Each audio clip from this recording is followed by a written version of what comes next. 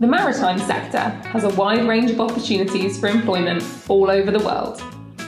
Depending on the path that you choose, you could find yourself a water sports instructor, standing on the shores of some of the most beautiful beaches and lakes around the globe, with a career that feels like a lifelong gap year. Start out as a new instructor and quickly work your way up to beach manager, then chief instructor. You can even make a name for yourself in competitive water sports. Do you see yourself skippering a catamaran in the British Virgin Islands, delivering yachts around the world, or racing America's Cup yachts for a living? Or, if the commercial world floats your boat, you could find yourself working on board some of the most important ships on the sea, getting hands-on with technology you couldn't find anywhere else. Instead, perhaps you belong on board some of the most luxurious vessels in the world, providing 7-star service, keeping everything shipshape, or as the captain. Make the ocean your office. Well, Palma International Boat Show, day number 3, and I'm joined here by Lauren from the UKSA. Well, this gorgeous custom line in November 30 and full sail as Motor Yacht Belle Isle. But we're here today to talk about training and crew. Tell us a little bit about the UKSA. Sure. So UKSA is the United Kingdom Sailing Academy. We're based on the Isle of Wight in the UK. So down on the south coast, but one of the most amazing training locations in the world. We were established almost 40 years ago.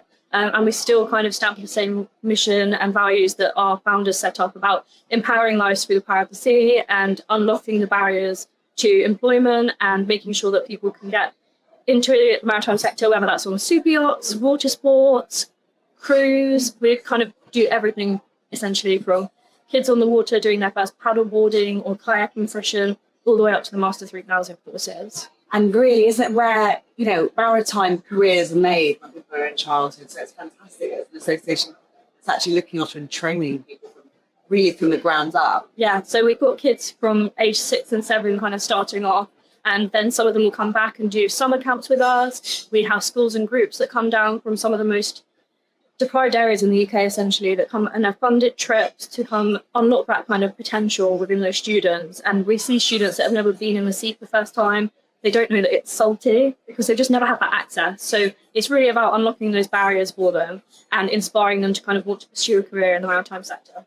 And of course, we need more people to join us. 100%, yes. It must be such a challenge, but also very rewarding to get people from all different backgrounds to fall in love with water. Yes, we've had students in 2024 from over 49 countries. So wow. Huge global reach, really impressive. One of my students was from the Bahamas over the winter period, and I actually have a student that was based in Palma that I've managed to catch up with this week. That's fantastic. And yes, Palma, home to so many yachts and so much yacht crew. Your presence here is really important for people who have graduated from the UKSA, right? Definitely. It's a great opportunity for us to catch up with our students, our graduates. We've got captains that we've spoken to that have hired UKSA graduates, the management companies that we work with closely and the recruitment agencies. It's just a fantastic opportunity for us to kind of widen our network, meet new partners. I've had some really exciting meetings this week about upcoming events. So it's just a fabulous place for us to kind of come network and kind of showcase what we do. It's a really good opportunity for you. And as you said, Palma, you're going to hopefully be here a little bit more often, cement your presence here. Tell us a little bit about that. I know that you're planning something. Yes. So the Seafarers charity that we work with very closely, and they sponsor several of our students each year. They've kindly granted us some money to come and deliver some more support to crew in the yachting hubs, including Palma, the south of France, Barcelona. So we're really trying to establish that presence, like you said, and support crew, whether they're UKSA graduates or not. It's all about kind of making sure that crew are looked after in the industry. They have access to mental health support, our welfare team, career guidance, CV updates, whatever they need. We kind of want to show that we're here for them. And mental health support is very important. I mean, we've seen a lot in the news media, the yachting news media in the last few years, that at last there is beginning to be some proper recognition for how much toll it can take. Exactly. So we've got a dedicated welfare team of 3 staff at UKSA. We've got Kim, who's our safeguarding and welfare manager. We've got Gemma and Ray, who are all fantastic. We really pioneered the kind of mental health training within the industry at UKSA, and we've established our own mental health and wellbeing training seafarers course, that we've now delivered to over 2,000 students. And we now have the potential to be able to deliver out onboard vessels or in some of our partnership spaces. So we've been in discussions with one of the shipyards here in Palma recently, some of the management companies that we work with closely. So really trying to kind of expand what we're doing into the wider industry. But even just last year on site, we delivered over 1,000 welfare sessions on site. It's just the most important thing for crew longevity. Of course, it's such a symbiotic industry. If you've got unhappy crew, then you're going to have an unhappy owner in the end. It's just the most important thing, isn't it, to make sure that it's safe, looked after. Yeah. And in terms, especially of mental health, you're going to be doing here, hopefully, some wellness workshops to get some balance back into crew life. Definitely. We want to just make sure that crew are able to kind of recharge, have a bit of time away from the vessel, or if they're looking for work, we understand it can be quite difficult. It's about really managing that rejection sometimes and kind of keeping that momentum going to make sure that we know like the opportunities are there, but we just need to look after ourselves sometimes, make sure that we're getting the right sleep, that we're eating the right foods. We're going to do some yoga sessions with local instructors, and just really focus on looking after yourself as a crew member, because it's so important. Because if you don't look after yourself, you're not going to be giving your best when you're aboard, and like you said, that then affects the whole operation. Absolutely. And I think it's very difficult, as we know, to get a regular exercise routine in when you're working a 16-hour days that people do or more, but they have to do when they've got rest on or when they've got such a demanding schedule. So absolutely key that you can deliver not just your training in the UK, but like you said, on board when needed. Definitely. And having you guys at the end of the train is kind of an important thing. Yeah, we really say that we're not just here while you're at UKSA, it's your whole career. And we really do mean that. I'm in touch with students that trained at UKSA in the early 2000s. We keep a record of what vessels our students are on. So, for example, one of my colleagues messaged me to say that one of our students' vessels sold today. So reaching out, seeing if their job's safe, if they need any support, what the situation is with that. It could be that we know that there's crew at boat shows, so we may be able to catch up with them. It really is kind of a way that we can stay in touch and make sure that they are supported and we're not just doing it while they're at UKSA and churning people out. We want to make sure that it's continued throughout their entire career. Yeah, because it's a very supportive industry, but, far away from home, long work periods, uncertainty with lots of seasonal jobs that they absolutely need support. Exactly, and it can be scary being away from home. Sometimes it's the first time that people have been away from family for extended periods. You might miss birthdays, weddings, funerals. So it's how can they access that support, and whether that's through UKSA or if we signpost them to one of our partners like ISWAN. So just making sure that they know what's available for them and really kind of being the pioneers in that journey for them and making sure that we're encouraging others to do the same.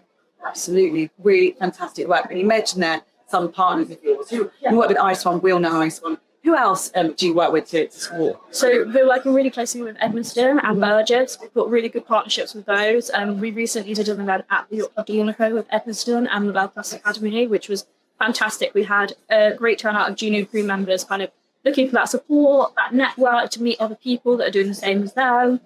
We had Chris Andreasen, who's the Director of Yacht Management at Edmiston, do a fantastic talk and Q&A with the students. But it was a really great opportunity for students to also get a bit of an introduction to the mental health training that we offer, do some CV updates, and just kind of make sure that they understood that the chances are there, but sometimes you just need a bit of extra support. And there were students from UKSA, but also from America. We had students from New Zealand that had flown in the day before and heard about the event and were like, oh my gosh, we should go do this. So we're hoping to do more of that. And I've been in talks with Burgess today about another event in a few weeks that we're hoping to run, but we're hoping to do a lot more over the next year.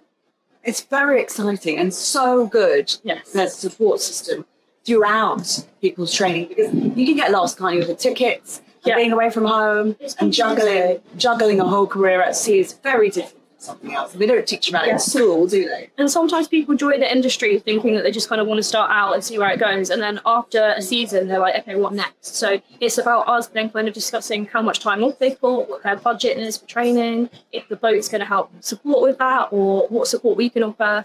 A lot of our students use the Slater funding to get through their OW modules, but we've also got support home at UKSA. So it's about working with them as an individual and really mapping out their career path for them. And that's the thing, isn't it? Lots of people many years ago who have done one season of yachting. Yeah. But people are so much more focused about career 100%. and building tickets and, deckside will end up driving boats. Yeah. And then it's a bigger yacht. Mm-hmm. So we have our flagship cadetship program, which was kind of designed in conjunction with the MCA. So it's the only cadetship of its kind for super yachts. So they come and train with us for 5 months at UKSA, working towards their RIA Yacht Master, but they also get their MCA accrued engine course, they do their powerboat level 2, the tender operator. We also partnered with Williams Jet Tenders, so we get some experience with all the jet tenders. That's a really great idea. Yeah, so it is about kind of providing them with the experiences that they're going to need when they join the industry. And then once they left UKSA, we have a 94% employment rate within 12 months of graduation for our cadets, which is fantastic. And then over a period of 4 or 5 years, they kind of come back and work with the officer watch level. So it really is a structured pathway to kind of progress on board and have that support from both UKSA and the vessels, which is incredible. And the management companies, I love that you're getting involved very closely with Yes. those, because I think oftentimes, especially yacht crew, it's not necessarily a positive experience they're having with their management company, so that you are providing them, even the management company, the support that they need to look after their crews is fantastic. Yeah, so we're working really closely with management companies and also the recruitment agencies. So we've got great relationships with so many of the big agencies, YPI, we work really closely with Dealer Yachts, obviously Epsom and Burgess, like I've said, Wilson Halligan, Hill Robinson, Crew and Concierge, Key Crew. Could keep listing them all, and I've probably forgotten loads, but that's just some of the examples of some of our partners that we've been working with for a really long time and that support our students and really care about what we're doing, which is fantastic.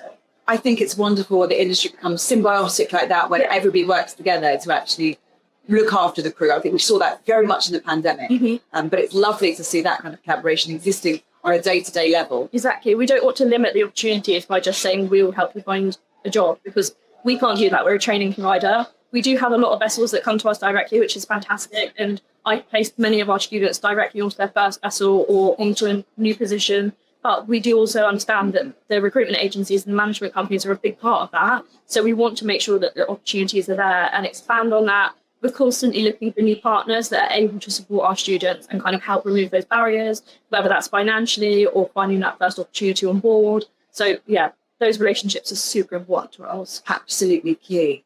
And if you were to give advice, I'm really an invisible pretend deckhand now, who wants to step up, what would he do, or she do, to go and take their career to the next level? What kind of advice would you give someone looking to step up? So first thing is making sure that they're registered with Nautilus or the PYA, so they can actually verify their sea time. We're working very closely with Digital Sea Service at the moment as well, which is a fantastic app for crew that is free for them to track their sea time, because I've got so many people that have got towards that officer of the watch level and they've not recorded their sea time or had it verified, which then delays the whole process massively. So it's really about making sure that you're on top of your admin and remembering that that's for you to manage, getting the training record book signed, making sure that everything's ready paperwork-wise, so that when you're ready to take that next step, all the behind-the-scenes stuff is already done. Because the practical skills are obviously learned on the job and through the support of the crew, but the life admin is your responsibility. And it's a huge amount of life admin. There's so much paperwork, there's so many certificates, you've got this huge application form that you have to submit to the MCA when you're ready to submit your OOW or even when you're going through masters. So it's just about, if you're looking to progress, stay on top of those things, because the more you do it regularly, the easier it's going to be in the long run. That's absolutely golden advice, I think, for any crew, not just new ones. Yeah, and even interior crew, stuff like if they're looking to progress as well, we run the IAMI guest modules at UKSA, and there is a guest progression route for interior crew that they can follow and kind of get the COC as well. So again, tracking that sea time and onboard time with guests is so important. I think it's really golden advice. That's not just for young crew coming in. I mean, older crew also, keeping track of revalidating tickets. I mean, I bet that there's a lot of that you hear and, Yeah, we get emails all the time from people that need to revalidate or just looking for a STCW refresher or something expired years ago or they've lost a certificate. So again, another company we're working with closely is Credentials, which has been fantastic. We've actually bumped into them around the show this week. So it's a way where you can store your certificates safely online and it actually reminds you when they're going to run out. So it's a perfect way for kind of crew to look after, again, that life admin that you often forget about. Well, I think people do, especially with your paper certificates and you're moving from boat to boat and travelling around the world with work. Not that simple to keep hold of. No. A digital solution is perfect. Yeah, exactly. Everything's going digital now. I've had students that have tracked their sea time on a piece of paper and a calendar and then they've lost it, or they've done it on their phone and then the phone's gone overboard and everything's gone. So it is really important that you're kind of storing it somewhere safe and you're able to manage it professionally. Well, tell us a little bit about the Bursary programme. I think that's really unique and a really amazing initiative. Yeah, so we recently launched our industry careers bursary. One of our directors actually kind of launched it at the Superyacht Investors Forum in London in the last few weeks. Yeah. So we've obviously identified there's a huge skills gap and also lack of crew with the correct skills. And we thought a huge work was needed to kind of man these vessels, whether that's super yachts or across the maritime sector. Because the fleet of super yachts alone is growing exponentially. Yeah, continuously growing. The boats are getting bigger, people are getting rotation, people are retiring, but there's also lots of new crew coming in. So there are financial barriers though, and people from the diverse backgrounds that maybe don't have access to the training or an understanding what training is available. So we're really trying to work with the industry to kind of support new people into the careers, training and employment opportunities. Let's talk about the lack of people. Yes. There's all kinds of backgrounds in the UK and all over the world. You globally trained people. You were just saying that you had your nephew on a programme. Yeah, so we run the Maritime Futures programme for 14 to 25-year-olds, which gives you tasters of all the different areas of the industry, whether that's yachting, water sports, hospitality. They do some work on our simulator suites. And it's a really broad kind of programme which talks about the RNLI, the Navy, super yachts, cruise liners. It's all the different opportunities they could go into. But yeah, my nephew actually moved to the UK from South Africa just before Christmas, and he was funded to complete the programme and had the best time. He's 14 years old and kind of didn't really know what opportunities were out there. He's obviously left everything behind from back home. He's adopted, so he is actually back South African, and the opportunities that you'd have had back home were minimal. So this has just expanded that massively for him. So being able to actually see it from my own family and through my own eyes, my nephew is fantastic. Absolutely. And broadening of the horizons, it's not too cliche, but absolutely to do that at such a formative age. And I think as well, our industry, unless you've grown up sailing or got a connection, it's very close. It's hard to get into that. And I think people think that it's a very niche industry or elitist industry. Yeah. So it's about letting people know that it's not about that. It is open to everybody. You don't have to know how to sail to do one of our courses. You can learn all those skills whilst in the programme. My nephew made friends on the course. It is about those connections you make as well. A lot of our students will train in crews and they stay in touch for years, and then they meet other people that are trained at UKSA, and it is this huge community of people. So we're also trying to do multi-time networking events where our graduates can meet up and have a drink and meet people from different years and programs at UKSA. And it's just a great way for them to share their knowledge and see what opportunities are out there. Sometimes they just want some friendships, because you ask about a crew all the time. Yeah. Sometimes it's a small crew, or you don't necessarily get the same hobbies and interests as that crew. So it's who you make friends with, and it's just a great way for us to kind of connect our graduates, basically. And that invaluable professional network. Yeah, That isn't always easy to make if you're on one vessel. No, especially there are opportunities where crew will stay on that vessel for years and years, but then that's the only people they know. Obviously, you could be in a yard for an extended period, so you are kind of stuck with those individuals. You don't really get to meet other people outside of that kind of network. So it is about kind of creating those opportunities for them to meet other people. And it is like I said, the other events we're doing are for non-UKSA graduates as well. We don't just want to support our students. We want to encourage more people to invest in their careers in the maritime sector and do further training or get the support that they need that they maybe not had access to previously. Highly, highly valuable for crew across the board, and also an aspiring crew. Yes. So where can people catch up with you in the next few months? So I'm still going to be in Palma for a couple more weeks, actually. I'm finishing up the show this weekend. We're looking at doing another trip to the south of France and Italy in June. So me and our welfare manager, Kim, will be going on all of the ports, doing some catch-ups, hopefully doing some onboard mental health training. So we'll be working with our partners.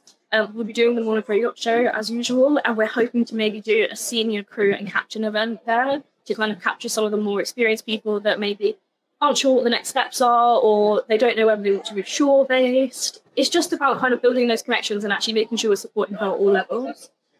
We're potentially going to do another trip to Palma in the winter. Obviously, during the off-season, there are still crew around. There's a lot of crew here in the I mean, that's the wonder of Mallorca, which is Yes. wintering and summer destinations. Exactly. Crew love Palma. Yeah. And then Antigua is potentially on the horizons for us, which is very exciting. It's obviously a big charter show. So many of our graduates are there each year. So it'd be a fantastic opportunity for us to kind of actually showcase what we do a bit more globally and not just in the UK and the Med. We are really trying to expand that reach and kind of build a global brand. We're recognised across the world. People know who we are, but how can we actually have that presence there? We're also looking at doing another event with the York in Monaco again and the Balkans Academy because it was such a fantastic turnout. So we've got lots of exciting news.